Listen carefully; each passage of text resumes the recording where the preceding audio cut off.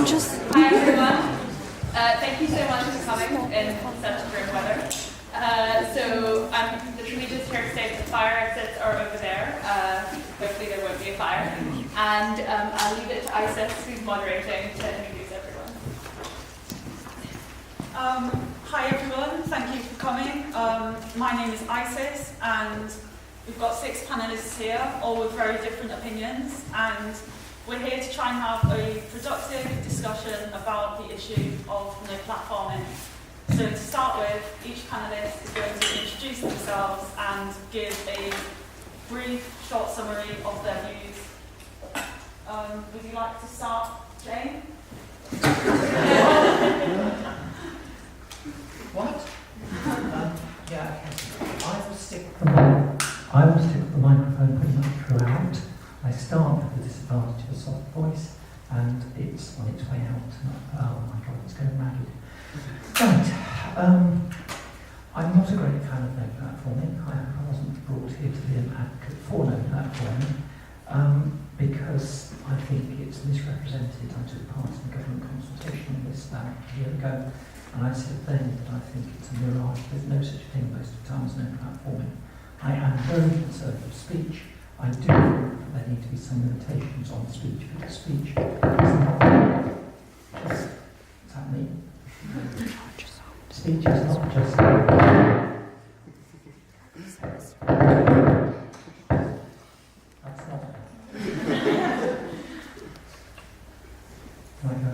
Right. Speech is not just about an exchange of ideas, some intellectual masturbation, basically. It is performative. It has a massive effect upon people, not just in terms of consequence, but in terms of as it is performed. So I'm in favour of conventions that enable us to have civilised debates. I'm even abiding by the rules that were given to us at the start of tonight. Otherwise, I could just go totally off whatever.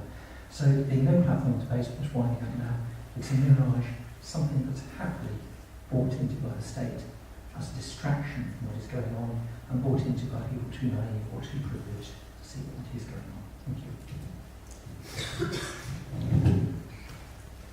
That's right, I'll go around. So I'm Rachel Hewitt. I'm from the Higher Education Policy Institute, and we work in the space kind of between universities and government, helping government better understand universities and universities better understand how policies are made and politics. And so I think it's worth saying that my view on free speech, I think, changes every time I talk about it or every time I read something different from it. And I think that's quite an important kind of thing to mention when you're having debates. You don't have to take polarised positions on things. But I think often what happens is we play into the hands of the people who want to continue the portrayal of university students as snowflakes. I've hit the snowflake counter already.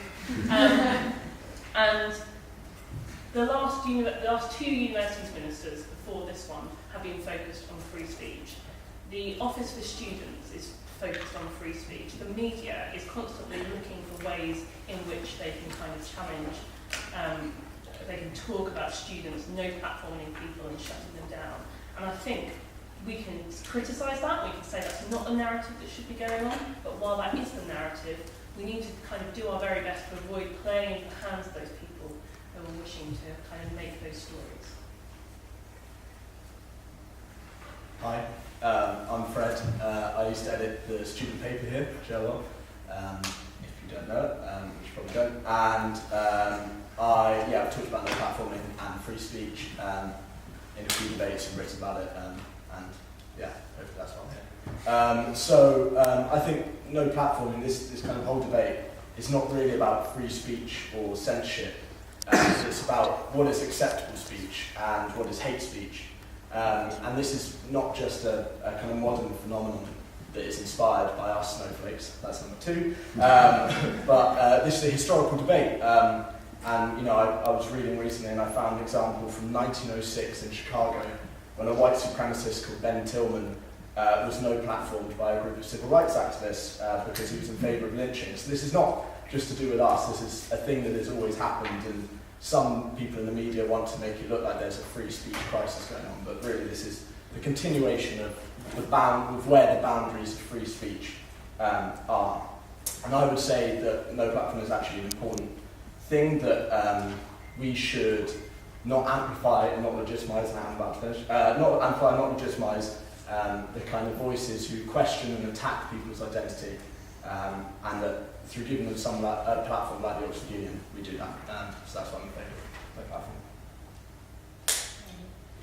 Hi, I'm Jabu Nala. I'm coming from the Oxford anti-racist city. I grew up in South Africa during apartheid.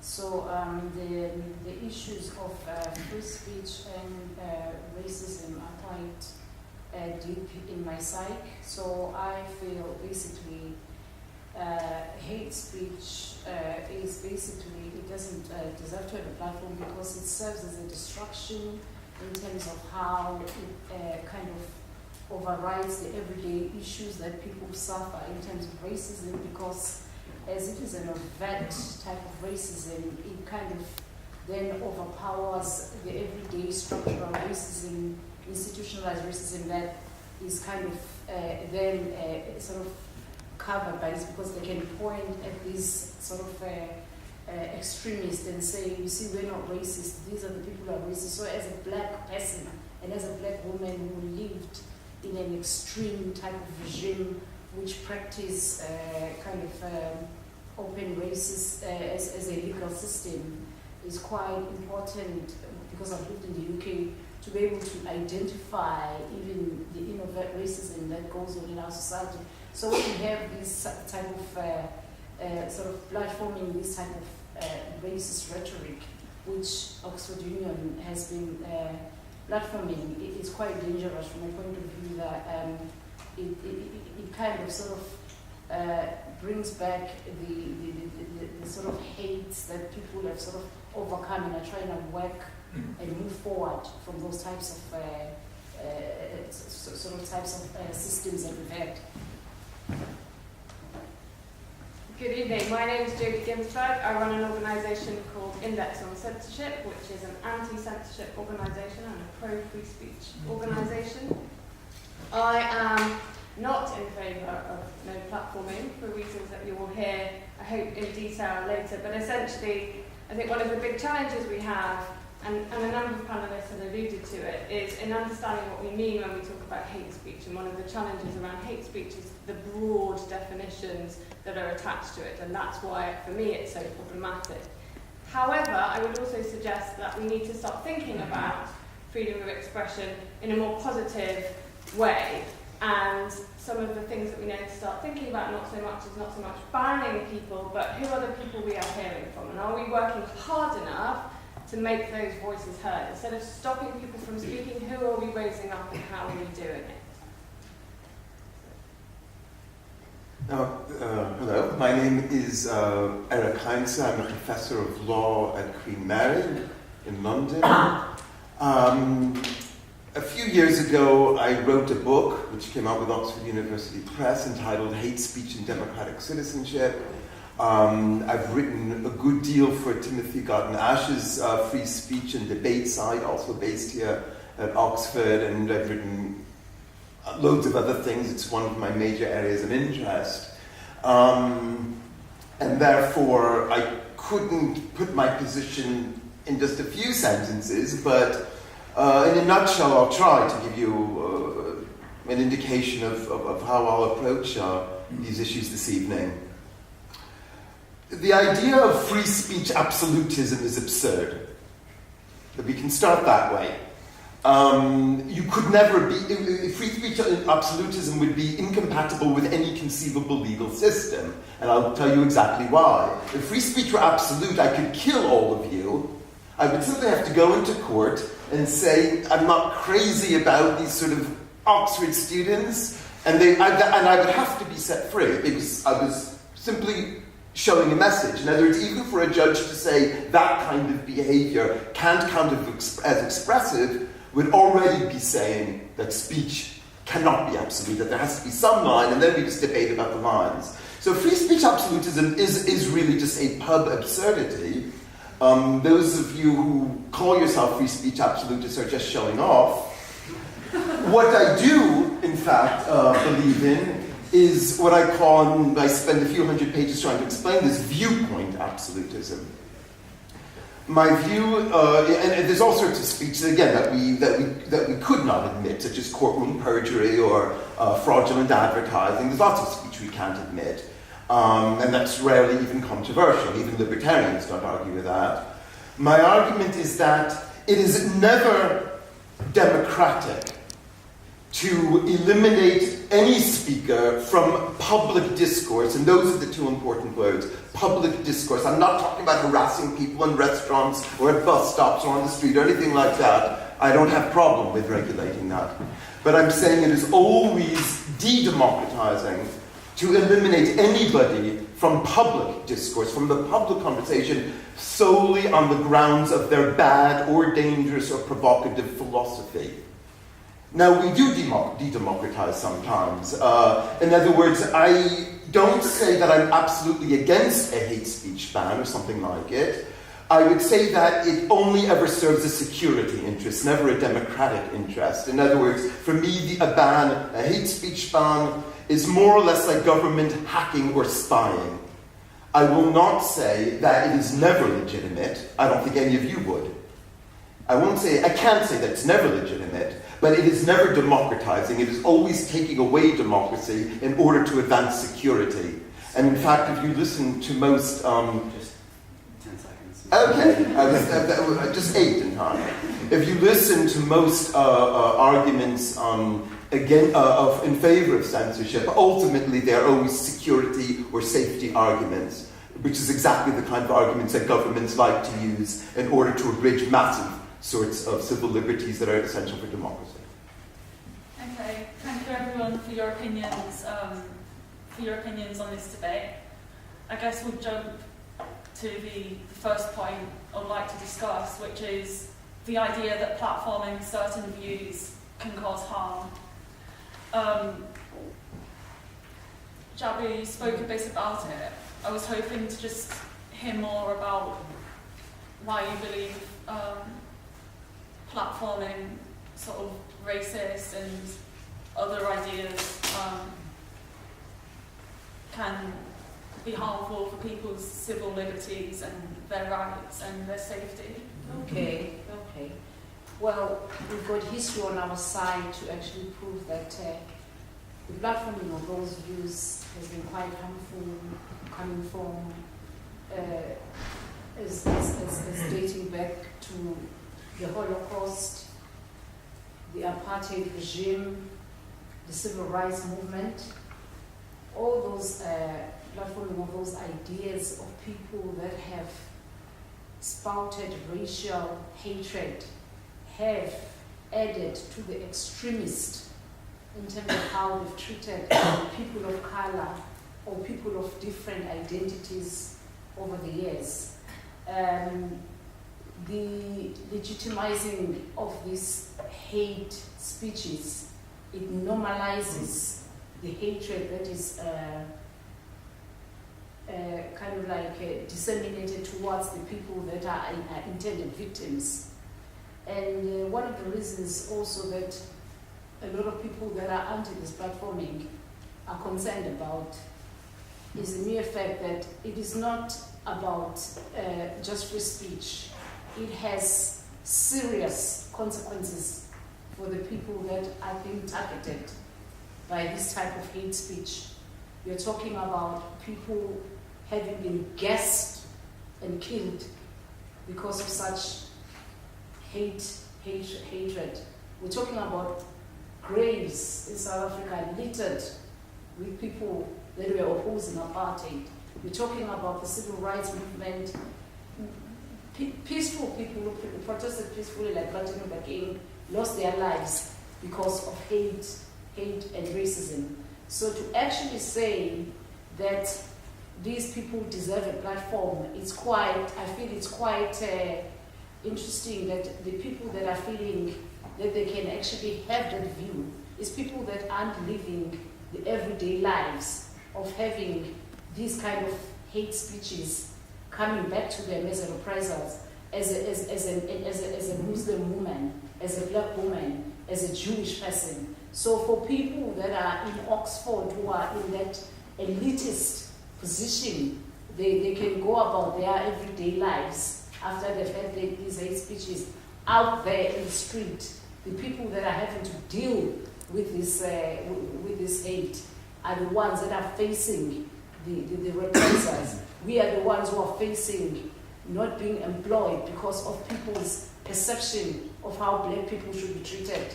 So it has a huge detriment on our society. Jane, I was wondering what you thought about this. Just thinking it's falling apart. It's falling apart as we speak. Yeah, I can see a very strange, I thought I wasn't necessarily going to get on with Eric. I can see a sort of intellectual line that's forming across the divide here, which is far left and far right coming together again.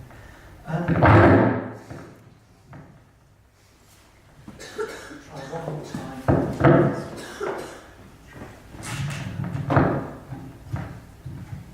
that one. Is that better? Is that better? Thank you. Yeah. Yeah. Oh, it's partly because part of it fell off, I think.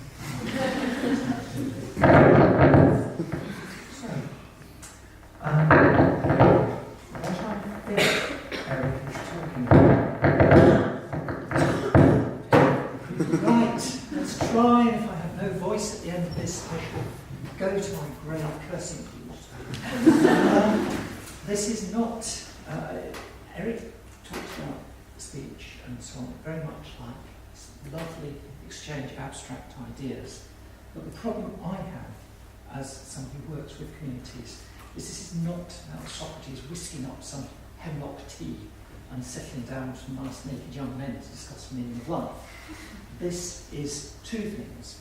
It is speech as speech which leads to consequence, and speech which is itself a consequence. And the problem, the real problem I have, is that whilst I'm very happy to platform anybody who comes up with any idea pretty much, however ludicrous, however untrue, although there was a debate this morning about Radio 4, Airbus. We think that if you have a no deal, we're going to go away from Britain and so on. And they get some Tory MP on there to say, oh, you're talking nonsense. Sorry, you're telling Airbus that Airbus talking about what Airbus is going to do is nonsense. Now, should you have even platformed the guy, because he's an idiot. And there's this lack of respect. There's people trying to say, I know what you think better than what you think. So speech is consequence or speech leading to consequence. I have come across, from the trans side of it, somebody tweeting out to Millwall supporters because of an event which happened in South London. Go on, Millwall supporters, you're not made to look a joke by men in dresses. Go on out and show them what you're made of. We know where that was leading. We know where that was leading. And it was justified as free speech. So don't go telling me that free speech is just airy-fairy ideas. And again, leaflets. I spoke to people. I spent an evening on the phone speaking to people terrified by this when an anti-trans group started putting out leaflets in Manchester, 2 taxi drivers saying, if you're a real man, you'll protect your daughters from trans people. Free speech was the excuse. Until someone shows me how to bring that together with Eric's arguments, then I'm not in favour of it. But it goes a step further. I've been on the receiving end of a pylon. It's terrifying. I think I've got something like 250,000 attacks in a day. At that point, it just turns everything off and goes away. And the worst that I came across was somebody who had opened up to friends on social media to say that they were depressed, they were low, they had spent months off work as a result of a direct physical attack on them. And they came back and they said, foolishly I think they said something about that on Twitter. The next thing that happened was somebody produced a video which took their tweets, mocked them, just read them out, pretty much a sort of, oh, poor you, oh, you feel like killing yourself, what a shame. How would you like that video in your inbox? Because that's exactly what that person did. They then went on Twitter and they put that video into that person's timeline, so when they got up the next day, and this is someone who's already been on suicide watch, they would wake up and put that video on. And the only redeeming feature, and I'll finish now, was that I was able to get on to the organisation for which we worked. And because I go to bed about 4 in the morning and somebody there gets up at 5 in the morning, we sort of joined in the middle and we had that person told forcibly, do not turn your Twitter off this morning, because we were scared for their lives. So for me, speech is a consequence. It doesn't just lead to consequences. And until we can find a way of policing that, then I'm very worried about the harm. So I'm interested to see if any of the panellists who are more on the pro-platforming side do agree with the idea that speech can cause harm, and how you can sort of believe that alongside wanting to platform it. Is there anyone? Yeah, I'm happy to say that. So, look, I would never deny that speech can't cause harm. If I didn't think that words had power and were important, I wouldn't spend every day of my working life defending free speech and free expression. Of course they have power. I think the question is how you handle that, the power that they have and the impact they have, and what's the best way that we can tolerate different views, come to build a society that is more tolerant of difference. And I think where we differ is how we might do that. So I don't believe that the mechanism by which we get to that kind of society is by shutting certain people down, by deciding, particularly by kind of mob decision, that their views are outside what is. I think is this idea that if we don't ban this hateful stuff, what it leads to is the Holocaust. And I understand entirely where this argument comes from, but I think it is a dangerous path to go down.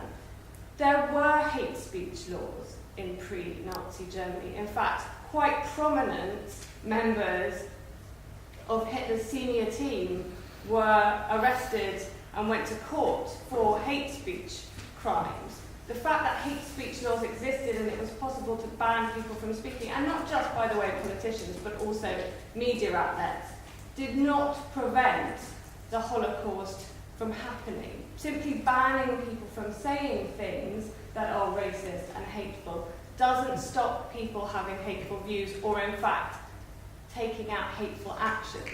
What we want to get to, I think, is a situation in which those people can be confronted and challenged. And what has been very encouraging to me is the fact that, despite the fact that Oxford has had a number of high-profile speakers who I consider to be utterly abhorrent and racist and vile, freedom of expression has meant that people have been able to mobilise and express themselves and say exactly why they think those individuals are so revolting and abhorrent. That's what freedom of expression allows us to do. And I think the danger is if we start deciding that we're going to ban so-and-so because we think that their views are hateful, we're opening up a very wide group of people that might ultimately find their speech curtailed. And if you think that's kind of pie in the sky, idea stuff, it really happens. So I was really encouraged today, a campaigner who you may know called Mariam Namazi, who is a campaigner for women's rights.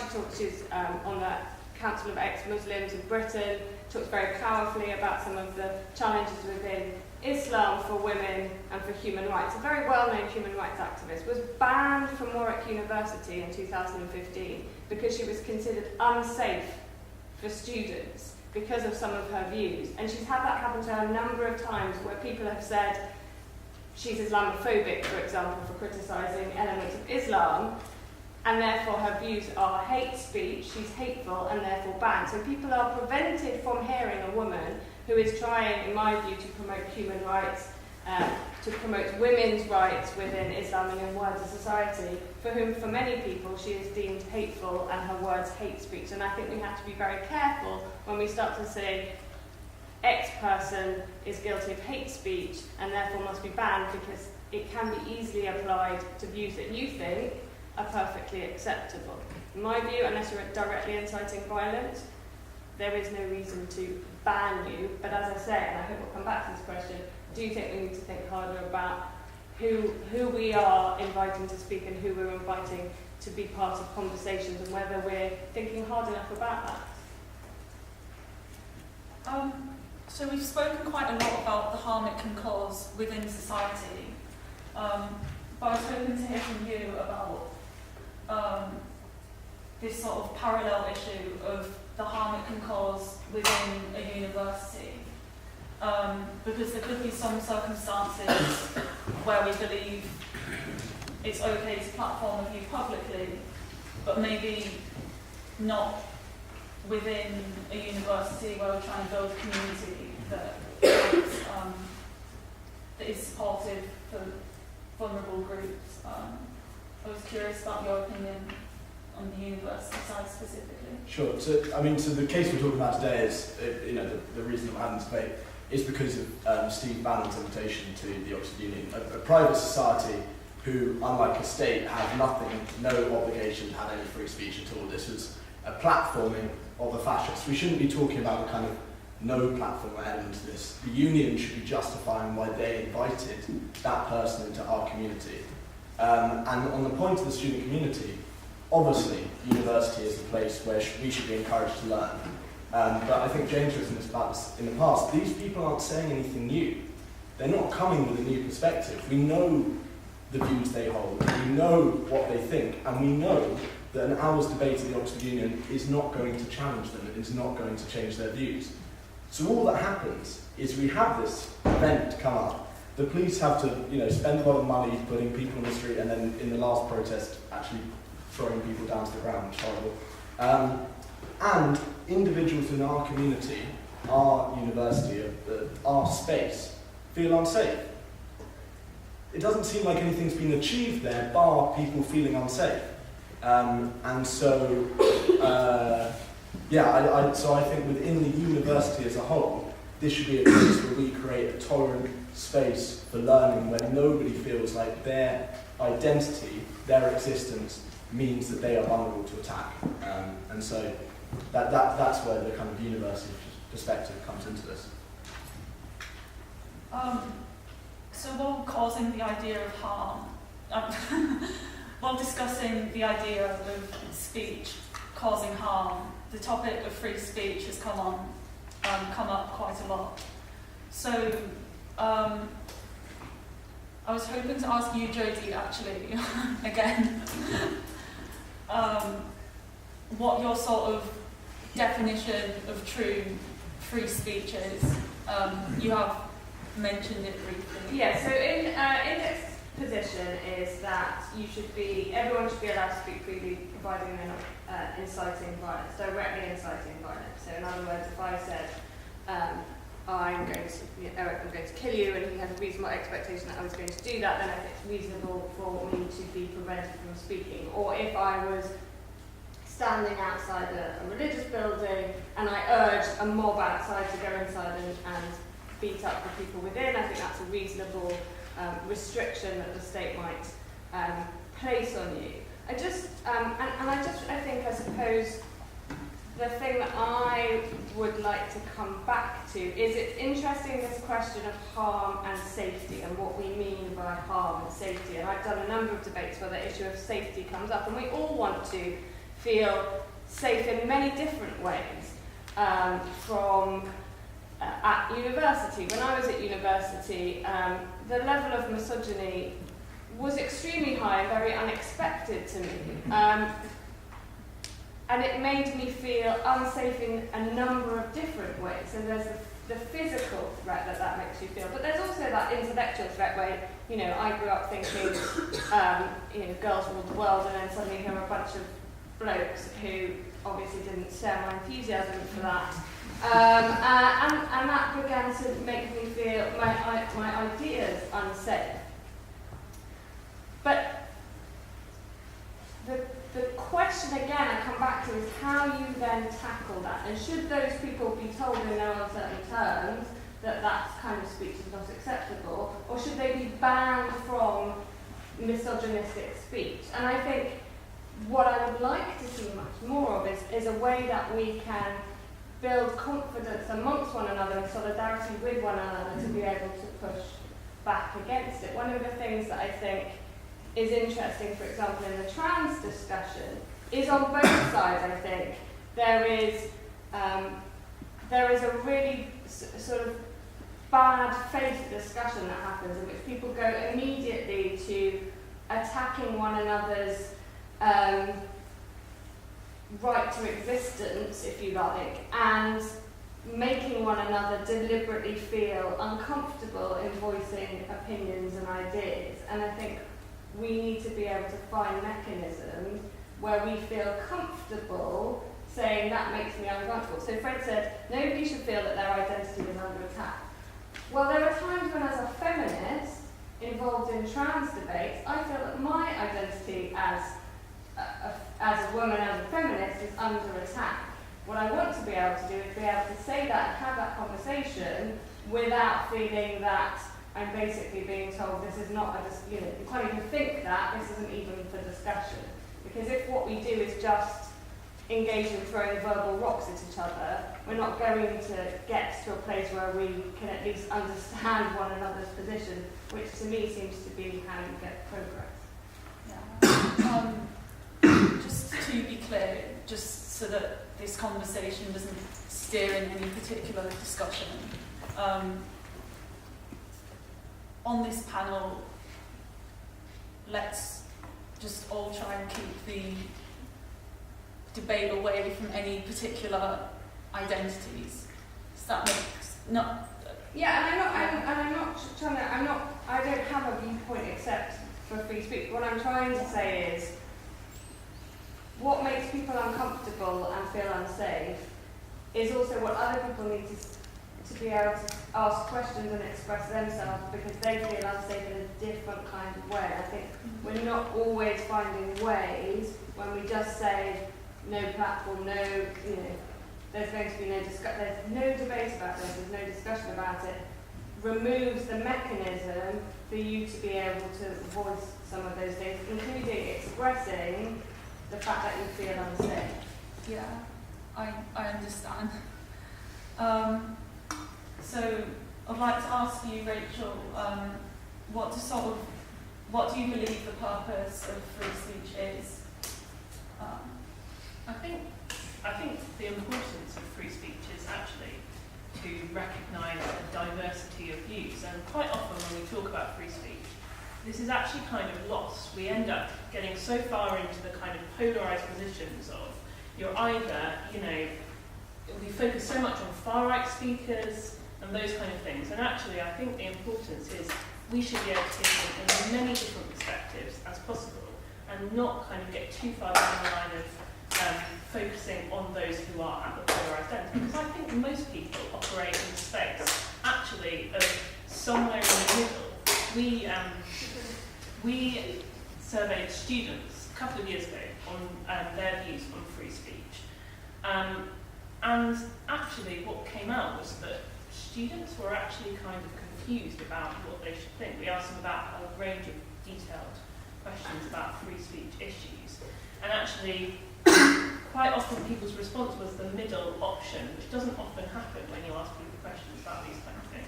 People aren't really sure what to think, and I think we shouldn't let the debate lose its nuance. We should kind of focus on making sure that that comes through, otherwise this issue of free speech isn't going to kind of resolve itself. Do you have anything to say about this particular issue, Jane? I'd rather not, given what you just said about trying to stay away from identity issues, I think. Sorry, just to clarify, I think it's important to No, I know the why. experiences of identity issues, just not steering the debate away from anything other than that. Let's try and do this without doing it.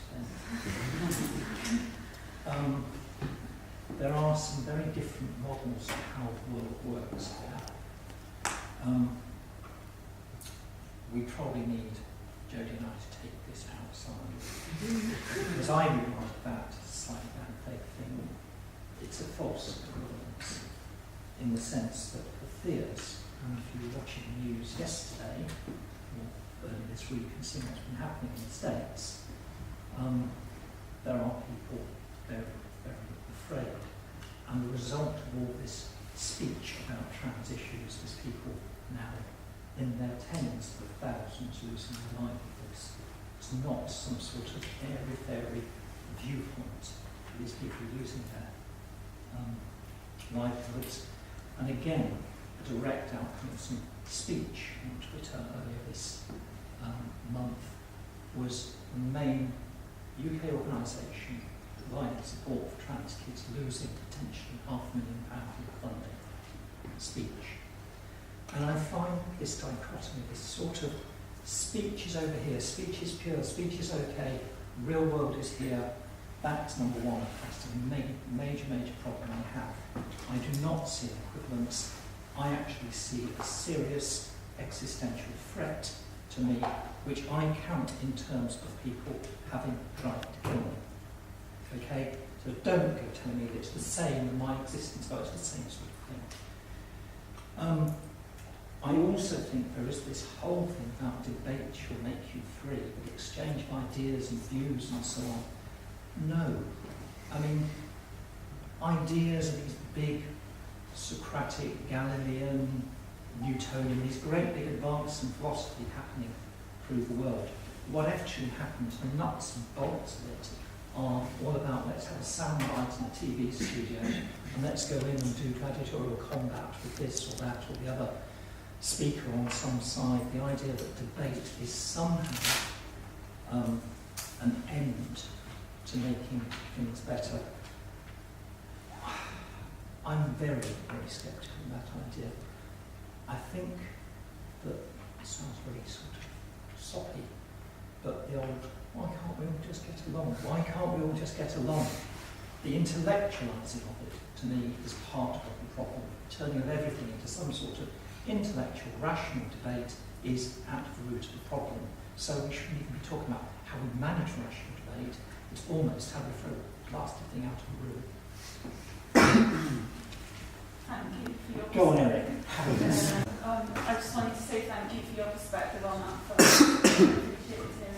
I defend myself with supers.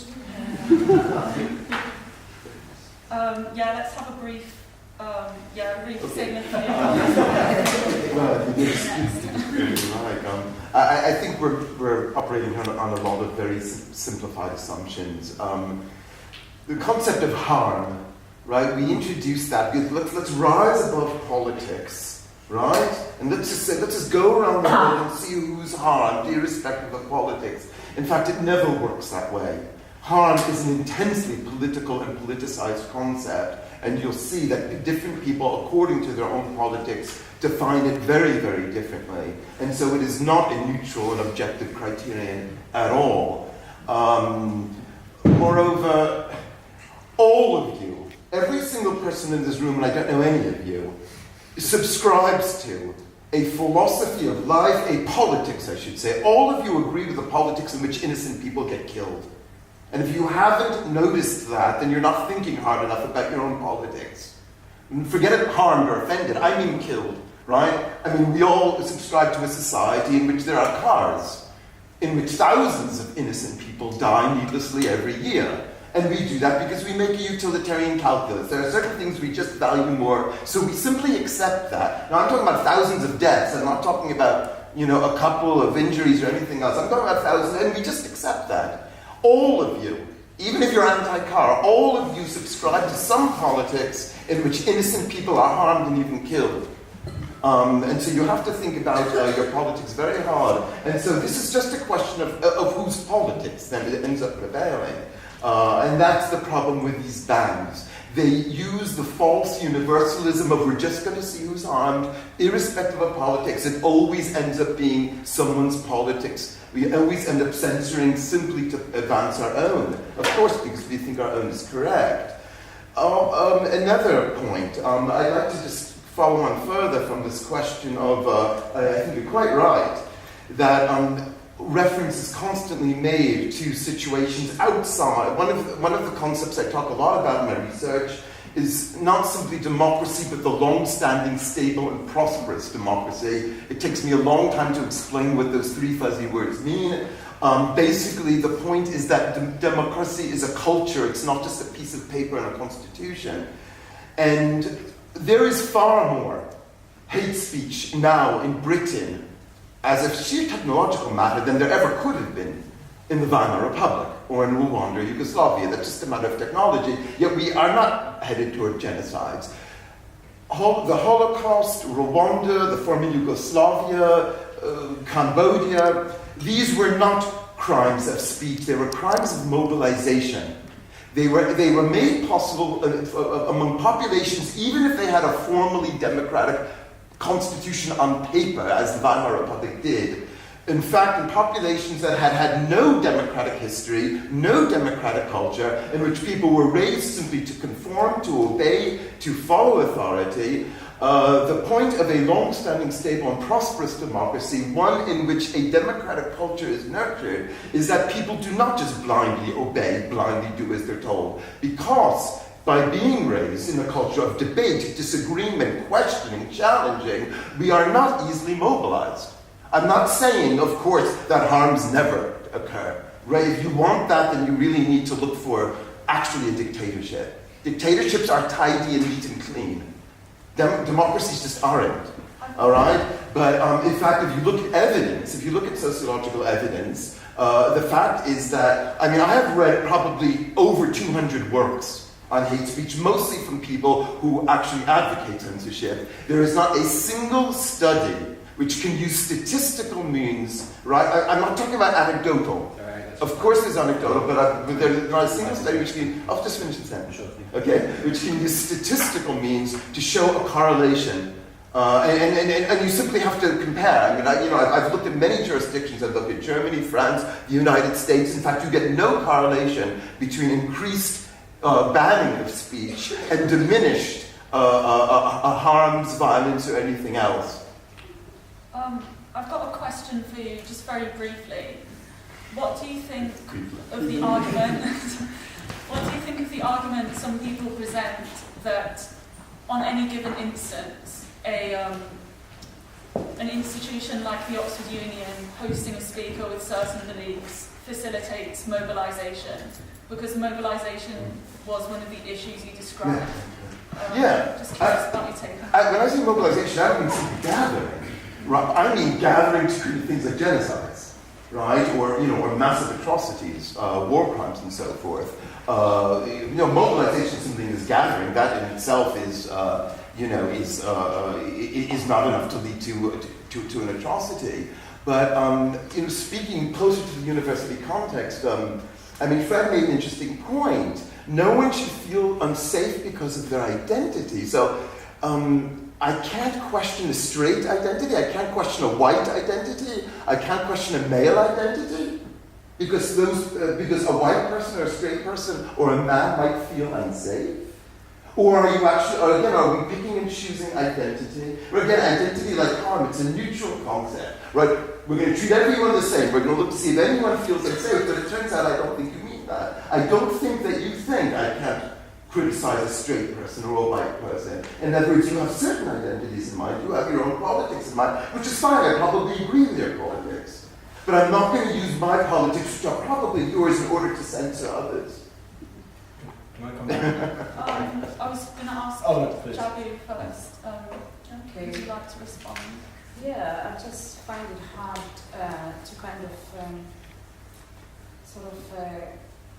disconnect hate speech as a result of Muslims being, growing attacks on certain people.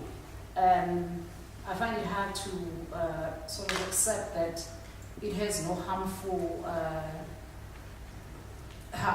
message. I mean, obviously, like people, when you've got ideologies about certain people being of a sort of like a problem in society, and you advocate views that talk about exterminating or getting rid of those people, how can that sort of model not link to resulting in people actually uttering those racist rhetoric type of sort of propaganda, not affecting the type of people that it's directed at? I'm finding it really hard to kind of disconnect the two. But I mean, I understand that he's talking about that basically there's no sort of scientific sort of like link to the mobile, how people, he's talking about people have been mobilized rather than sort of like influenced by, I think I'm understanding it that way, influenced by speech. But the speech itself is a form of mobilization in terms of basically getting that message out there that certain people are inferior to others. They don't deserve to be shown respect, or they don't deserve to exist because of their identities. So we've spoken a lot about what some people think of as the issue of free speech, what others think of as the idea of identity. I was hoping to move the question forwards to this issue of double standards and intent, which both sides accuse the other of. So there were some Oxfesses accusing people who are in favour of platforming, in favour of no platforming, of only no platforming people with right-wing beliefs. And there were concerns about double standards raised from the perspective of why are people who are pro-platforming only defending right-wing speakers? Why don't they have the same level of interest in prevent? There have been a lot of events and speakers banned on that basis in Oxford, but it doesn't seem to be discussed in the same way as what the Oxfess has said. So I was hoping to hear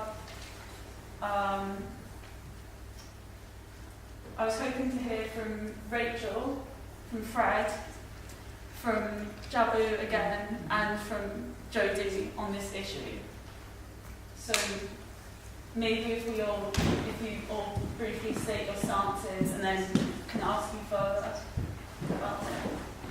So I think that actually on both sides there is probably too much focus on right-wing speakers, as I was kind of saying before, and that we should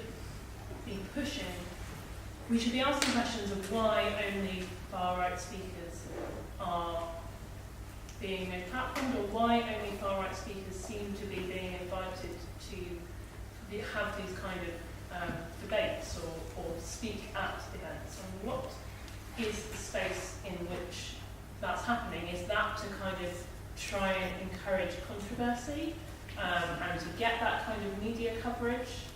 Because I think we really do down the arguments around free speech by focusing so much in that area. I think there's a slight false equivalency again in the argument that we should kind of focus on no platforming left-wing people in the same way that we do right-wing people. I mean, firstly, in the case of the Oxford Union, I don't think there has been a left-wing person invited in quite a long while, which is a separate issue. But it also, building on from Eric's point, of course I'm talking about minoritized identities. I'm not talking about my identity. As a white, straight male, my identity's never been questioned. And I've never felt unsafe because I've had, the privilege of not having that connected to me, and so therefore I think it's those right-wing speakers that are making minoritized identities feel unsafe, rather making those identities feel unsafe and impacting upon those identities, whereas a left-wing speaker may question my identity, that doesn't really matter. This is, I think there is a slight false equivalency because there is just not the same level of attack on either side. But if there's an example of a left-wing person who came to speak who conclusively was damaging to a minoritized identity, then that's something to look at. But I'm not sure that they're the same issue. I agree with what sort of Rachel has touched on, but I'm just going to add the whole hysteria around Oxford inviting these people. It's a disconnect from what these people are saying, and also they're an elite establishment which is not affected by what these people are saying. They are not living in these communities which have to face this everyday racist rhetoric. They are not going to be likely to be victims of this type of hate speech that is going to come out of these people they are platforming. But also the disconnect itself as well is almost as if it's sensationalized, as if for them it's just a game, it's a sport. Let's get people's reactions.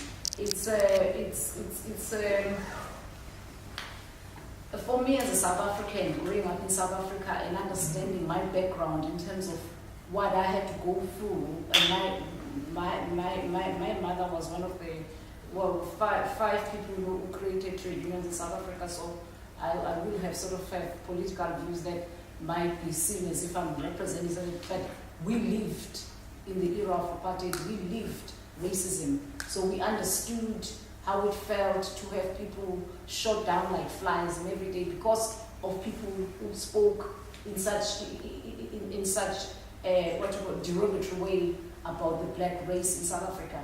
So to have an elite establishment invite people that sort of come back again and again to kind of sort of like flaunt those views to the public as if they have a legitimacy in terms of how they view people. I feel the Oxford Union is playing very dangerous games, especially because they do not have to face the consequences of what they are doing. So, in my view, free speech has to apply across the board. So that means it has to apply to the people whose views you disagree with as much as it applies to the people whose views you agree with, which means that you don't ban people on the basis of their viewpoints or their identity. However, I do think there are questions to be asked about who we are inviting to speak. So we know that there are all sorts of structural mechanisms that mean certain groups have not had traditionally platforms. They're not represented in the decision-making bodies of the media. They're not represented in the decision-making bodies of government. They're not represented in the judiciary. And therefore, I think it's incumbent on us as free speech advocates to also think hard about how we can make sure that those voices are elevated. And I don't believe that those voices are elevated simply by saying we ban people whose views we disagree with. I think those voices are elevated by recognising that those structures exist and those iniquities exist, and working harder to make sure that we are helping people to see and hear different kinds of voices. Frankly, the shocking thing to me about the Oxford Union is, given it's the Oxford Union, doesn't it have more imagination than simply to be inviting the most controversial right-winger it can think of every term? Are there not more interesting and exciting people that someone with the commanding power of the Oxford Union could invite to speak to people. And how can you encounter different views? If you believe that you want to encounter different views, then let's have different views, not always be having the same people spouting the same stuff. That's much more interesting and exciting, and I think will do much more to encourage tolerance and a more equal society than banning speakers.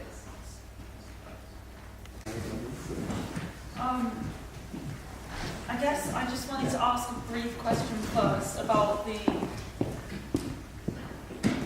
I've noticed a difference in phrasing between different panellists. Some people sort of view it as an issue of disagreeing with views, whereas other people feel as though it's a matter of harm, I guess. So I guess I wanted to ask more about why you see it as a matter of sort of agreeing versus disagreeing with something, and then why you sort of see it more as an issue of harm, just emphasising the difference in perspectives there, I think could be useful for having us understand each other. Okay, I'm going to do this as quickly as I possibly can, because I'm conscious that there are lots of views and people who want to speak. I want to be very clear. I am not saying that words and opinions and beliefs don't cause harm. Words can cause harm. I think probably everybody in this room has been the recipient at some point of language, or read something, or heard a speaker that has made them feel harmed and even potentially threatened.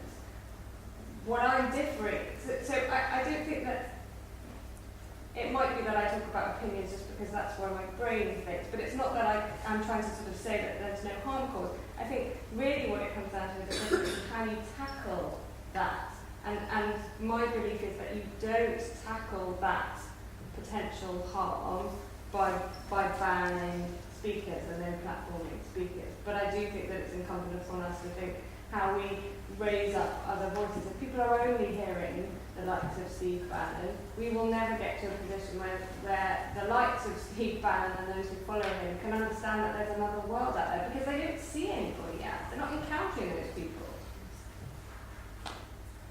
Thank you. Just to add to that, really, it's just, it's straightforward. It's not even about the race itself. We talked about earlier as a feminist, people who hold misogynist views, to actually have those people speak about women in such derogatory ways are contributing to society the way they view women. So it can't be separated from, it's just a view that can be be debated with in terms of the kind of intellectual capabilities that we have. It has harm.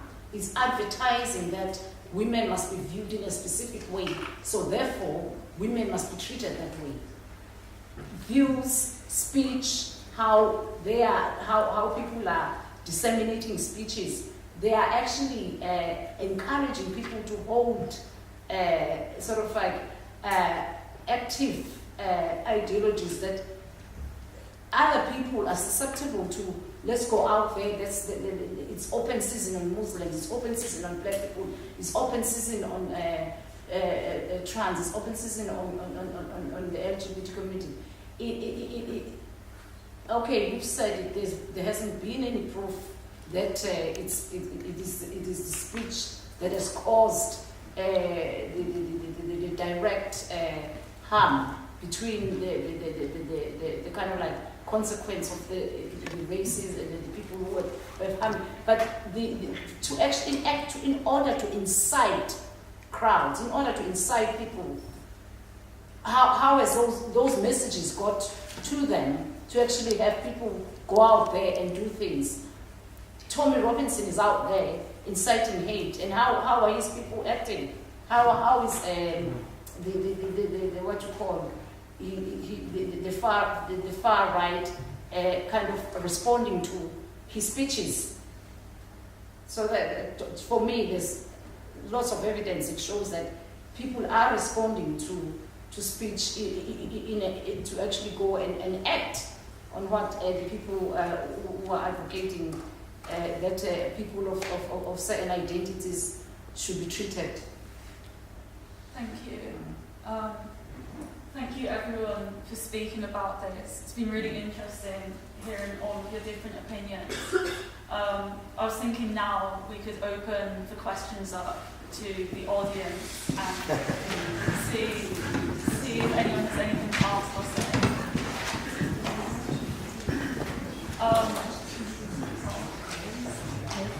We're going to try, if you can just try and project so we get it.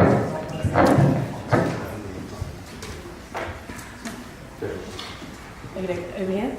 Hi, yeah, I'd like to direct this specifically to Jodie. Whether this was inadvertent or not, you diverted this conversation from platforming to banning. This is entitled No Platforming.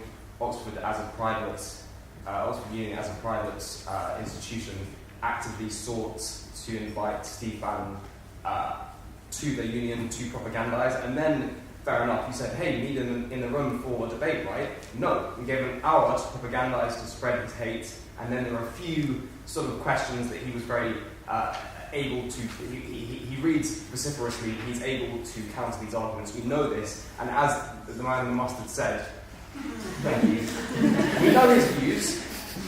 Everyone knows his views. An hour in the union in a right-wing controlled environment is not going to change those views.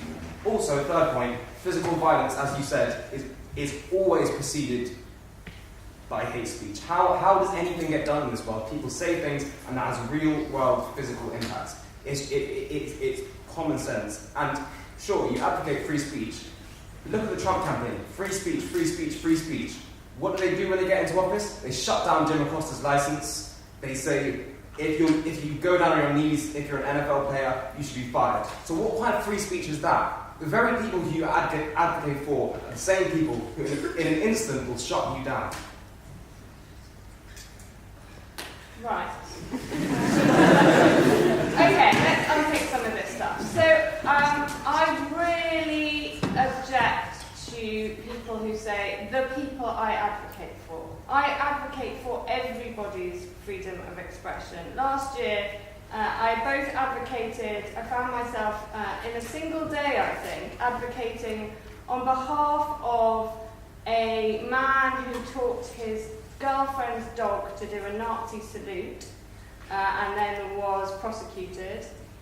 And also for a group of drill musicians who have been banned not only from making their own music, but even from going to certain places within London, because people have decided that drill music inspires violence. So I take issue with the idea that we only advocate on one person's behalf. I think there is an issue, which is that, in particular, the far right uses free speech as a bit of a fig leaf, or a lot of a fig leaf, actually. So free speech has become a kind of defence for the far right to say, I can say what I like without consequences. It's okay to be racist because free speech. Free speech isn't a get out of jail free card. It's not saying it's okay to be racist, by the way, because I've got free speech. No, it's not okay. It's not okay to be racist. It's not okay to be bigoted. It's not okay to think that groups of people should have fewer rights than you because you happen to occupy a particular position. Of course that's not right. But what I am saying is that we have to accord those people the same rights as we want for ourselves to be able to express our objection to those people. They don't care for democracy, though.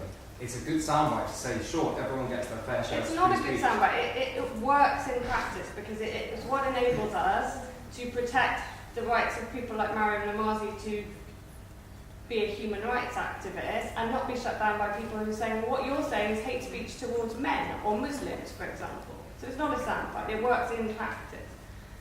The question of platforming. So, apologies if I have certainly not meant to skew the debate. To me, if somebody is invited to speak and then a group of people want to say, we object to what they have to say, that's fine. But preventing them from speaking and being heard, to me, is a form of banning and a form of censorship. We're not preventing them, we're inviting them. Would I be able to ask, please, could we try and keep this more about questions from the audience, sort of short questions?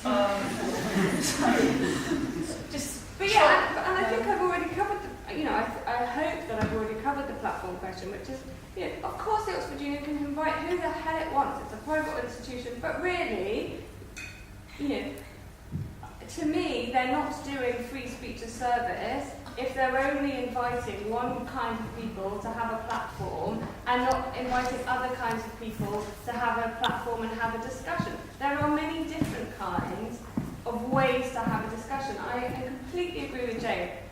Actually, the performative kinds are often the least productive. The way we often change people's minds. I mean, how often do you have your mind changed by someone kind of lecturing you? She said, lecturing you. How often do people change their mind? But really, the times that most successfully I've had my opinion changed or have been on these one-to-one discussions where you can properly ask questions, they very rarely get shifted in those kinds of forums. But there are very many different ways that we can exercise free expression and have a debate, and I think we should celebrate that and maybe find some new ways of doing it. Thank you, thank you. Does anyone else have any other any questions for the panellists about maybe things they're unclear about? Could you? Yeah. Okay, I think this has already been touched on by some of the panellists, but I just wanted to dig into it a little more. I think that, you know, there's an inequality in who is able to freely debate these things, and there's an inequality in whose voices are heard when they do debate. Right, so I think that, you know, for someone who has absolutely no stake in what people like Steve Bannon say, and people whose identities are not attacked by this, they're able to walk into this room and say, hey, let's intellectualize this, you know, let's really get to the root of why you think this way. Now, for someone who has sort of lived with it, you know, and just has a much larger kind of emotional connection to these things, it's much harder for them to speak out. So, you know, when your existence and your freedom and your mobility is turned into a thought experiment, it's really difficult to keep it together and be articulate, especially within the constraints of the union's kind of, you know, how you're supposed to ask questions. And the other side to this is, like, as a, you know, brown woman, I've had to work really hard on being able to articulate myself, on making sure that I don't come across as too angry, on making sure that I don't come across as irrational or biased just because, you know, I actually have experience in the things that I debate and talk about. And so how do we address that, right? Because if we're saying that we should invite them in and we should debate them, which I personally don't entirely agree with, but if we're going to go down that road, people do not have the equal ability to do this without, like, harm to their mental health and harm to their personal comfort. And even if they are able to get over that, quite frankly, the society that we live in privileges certain voices, right? So, and, you know, passion in someone's speech is irrationality in another's. So how do we deal with these issues? That's my question. Do you like to respond? Yeah, I'd already written this down before you spoke again, which was partly a commentary on what Jodie was saying. This idea of this upholding the same rights for everyone. And I think there are on this panel two probably quite opposite models of how we view human-to-human interaction. One is to treat us as equal, and all it is about us equal blobs, throwing ideas from one to the other and tossing up. And the other is that we don't exist primordially equal. There are some people, and there are some classes of people, which goes back to Fred's point about protected identities, who will come under attack, who feel things in a different way. And the quote I wrote down is by Catherine McKinnon, who is a good old-fashioned feminist who, I'm paraphrasing, but in an unequal society, a level playing field entrenches privilege. And that's absolutely it. And what I was hearing, and the person I was most taken from, is we live in a community. I was very proud a few years back to be part of a campaign on Facebook. There's a bunch of people putting up jokes. And yes, the Nazi saluting dog. Yeah, we had an argument about that one. That was a joke as well. And yeah, it's a joke, and I know and I get it, and I get intellectually how Jimmy Carr can be very funny as well. But these jokes were all about, it was things like pictures of a woman with a black eye. She forgot to make me a sandwich. That's a joke. Okay? Laugh. Joke. She forgot to make me a sandwich. She got a black eye. Ha ha ha. Now, between a group of privileged guys sharing that, I think you can see how some of them might think it's funny. I think when I saw it, I thought, I thought, no, not good. And I worked with other people, other feminists, to get that sort of material off of Facebook. And Facebook was fascinating, went from a sort of, there's no problem here, we defend free speech, and it's all about jokes, to, oh, some of our advertisers don't like this, we're taking it all down. And the key point was, it was making the whole place, and this is the thing, I'm a pragmatist. I don't care about, well, I do care, but this kind of airy-fairy ideas, no, I live in a community, and if you make my community a place I cannot function through the way you're always speaking about me or speaking about other people, then I'm against it. And Facebook, you don't have to go on Facebook, is part of the argument. If you want to see those jokes, you can go into those sort of forums. But if I'm old enough to remember when workplaces were stuffed with calendars of naked women as well. That's free speech. Let's have that back again. No, probably not. It makes places hostile. You put those calendars up. I mean, I don't actually ask Jodie, can we have workplaces back with lots of naked women on calendars? Are you in favour of that? That's not. That's we have free plenty. speech. We have plenty. That's not It's defended as free speech. That's not a sphere of public discourse. It's an employment situation. Wait, That's the problem. If free speech is not all or nothing, it's not always everywhere the same. But is it okay? Can I just say something? Can I just say something to your point? I think we're taking much too almost hyper literally this idea of there has to be an opportunity for an immediate response. Well, of course, Bannon is a prick. Nick Griffin, Marion Maréchal Le Pen, they're all idiots. I mean, not idiots necessarily. They're odious. Okay? And of course you can't argue with those people. It's like arguing with a wall. Why not, the minute they've announced who they're going to invite, right? Why not a day later, a week later, whenever, do your own event? Steve Bannon, right? Show some clips of him, show what he says, get some panelist experts, right? Do your own event, which is even better what the Oxford Student Union is doing. Why be led by them? Why let them dictate the terms? Take ownership of it, take control of it, right? Every time Oxford invites one of these assholes, right, you do your own event, which is a better one, which is a more interesting one. Advertise it, that people will come, right? Why not make that the way in which you do the debate instead of sort of sheepishly worrying whether I can approach Steve Bannon and raise my hand, whether of course it's a waste of time, right? Take ownership of it. That's what a democracy is and should be. Thank you everyone for your views there.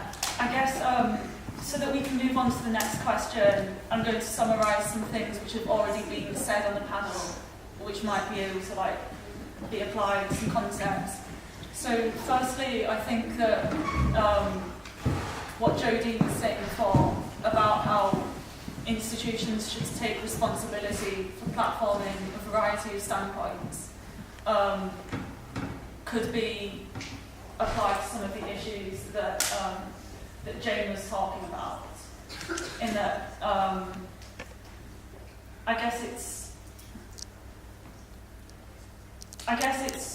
would say that they seem to be sharing a similar aim. They just have different ideas about how to get there.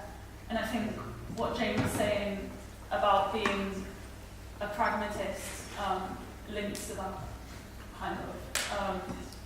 It might be, I guess some people might believe that it's more reasonable to expect that you can ban things rather than platform a variety of different beliefs.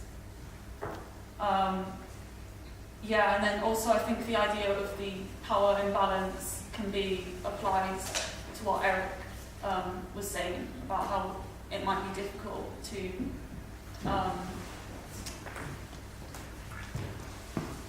reasonably. There's a debate between the panel about how easy it is to organise alternative events and platform speech to the same level that the Oxford Union does, I guess. So why is it hard? I mean, I'm just trying to link the different views together. Why would it be hard to do that?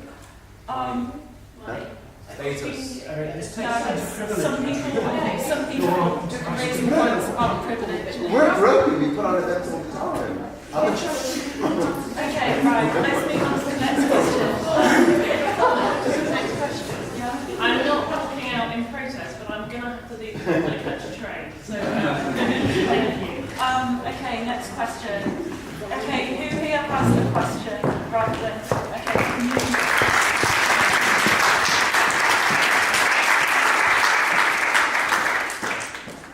Yeah, do you have a question? I do. We've sort of covered between everyone the idea that speech can definitely cause harm. I think everyone agrees on that. And we agree that we live in a democracy that has also got security concerns, which I would argue is a fundamental part of democracy in itself, is to try and make sure that the people in it are safe. But if we are arguing that speech can cause harm, there has to be that point at which you say, no, this speech is not acceptable because it causes harm. And surely in a language whose primary function, really, not primary, but one of the main concerns of our language is ambiguity and is there being able to be shades of meaning. How do we reconcile that with a cut-off point at which speech is not okay? I think that would solve some issues. Okay, who here feels they have something constructive to say in response to that point? Shut up and get them first. Yeah, sure. Yeah. The problem with security is a democratic concern, but every state, dictatorships also claim security interest simply by being a state. A state claims a security interest, and that's precisely the problem. Is that you always shut down democracy by claiming security or safety. That's always the way to do it. And that's the way it's always been done in history. You can name almost any dictatorship, right, which starts in a kind of populist, sort of pseudo-democratic way as representing the people, right, and then always claims security to shut down not just speech, but any civil liberty, any participatory liberty. And that's precisely the problem. So yes, where there are genuine security concerns, again, like spying or hacking, I'll go along with it, but I'm not going to go along with spying and hacking willy-nilly simply because somebody claims a security concern. That's kind of the point of it's a very high threshold.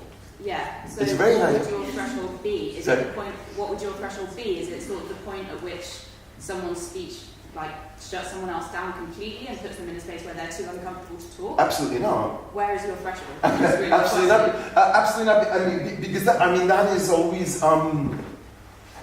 Why else would we have democracy? The point of democracy is not to produce a perfect society. In fact, then you're better off with a dictatorship if you want perfection. The point of democracy is that societies have inequalities. We have power differentials, and we need a forum in which those can be played out. And censorship is not the way in which that is done. Again, my point is not that the state should completely pull away. One of the things I write in my book is I advocate the active democracy. I believe strongly in strong anti-discrimination law, in good civic education in schools, which is pluralist, which is multicultural. Right? If you look at Germany, for example, its hate speech bans have done nothing actually to teach Germans about their past. The way in which Germans know about their past is what they learn in school at the earliest ages, what they get on television, what they hear on radio, commemorative. In other words, it's educational. It's not through the censorship, right? Because if you look at a country like the United States, where that censorship doesn't exist, in fact, rates of racism and discrimination have pretty much risen in tandem in the two countries. Wasn't really the point of my question. So the point is... do you want to respond, and then we will end after you've responded? I was kind of thinking more along, if you take it as an analogue to sort of physical abuse, if you take verbal abuse in that sense as an analogue to physical abuse, you do not say when somebody is physically abused that because they didn't have a shield, because they didn't have that debating, or they didn't fight back, for instance, in many, many cases of many different shades, you do not say that because somebody didn't fight back, because somebody didn't do that, that they are less physically hurt. You don't mitigate the retribution for physically hurting someone based on whether or not they have the ability to fight back. That's not a thing. Thank you for that. Just Thank you for that perspective. We're unfortunately run out of time now, so thank you everyone for coming. I'm sorry to the people who didn't get a chance to. It was said twice that people with left-wing views were not invited to the Oxford Union. I couldn't check on the site, but from memory, Russell Brand, Jon Stewart, They're not politicians. I guess, okay, I do hear your point. There is scope for disagreement within that. Thank you for raising that. I think if we get into the technicalities of it, we risk both sides sort of being a bit underprepared to properly respond. But yeah, if anyone wants to investigate which speakers have been invited to the Oxford Union, if you're unsure about anything you've heard, then please. It was just claimed twice that it was on. Yeah. Thank you for raising that. Okay. Thank you.